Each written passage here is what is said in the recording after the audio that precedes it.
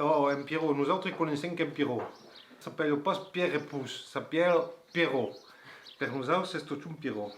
I en Pierrot, que era un monument de coneixença, que va parlar patuès millor que tot el món així, que coneu tot, que coneix un ramal de causes, les flors, les plantes, tot això ho coneu.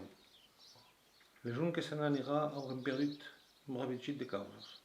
Campiro Nescut, à l'hostal, il y avait bon papa François, bonne maman Madeleine, tantine Françoise et mon père et ma mère.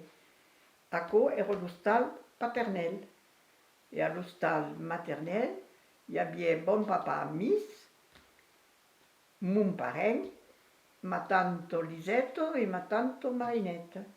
Et le grand-père, bon papa Miss, nous racontava toujours l'histoire des gens bestiaux de Roquefort. Oh, cotó, m'han raccontat. E poi i vieilli abbiano raccontato cause e Pierrot che l'avevano registrato. E lo ripetava. Sabi che quando andavo a fare viaggi, te fa tutto il plateo, sabes? Encara.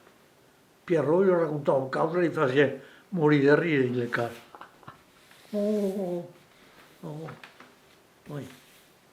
Havien treballat a massa e le vaques eren amics, ja almeno eren disputati, saps? I diceva que n'arribava cansat un xic, perquè han de ser petit, comprenes? Que havia que marxar, se diu, fa calor, I llavors diceva, que el posa en pau, què? Això que la remunté, que ves, en Fabra en Pinyès que em vingueu, en 70 aquí.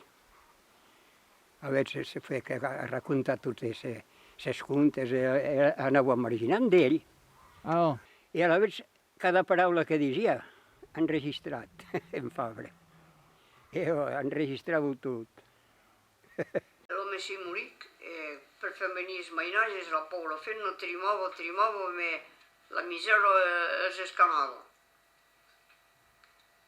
I el gojatet començava a ser fer grandet. I dic, mamà, sabets? Perquè a l'època diu busa als parents. Entes a dir que al bosc allà hi havia un tropell que viu les cornes a nord.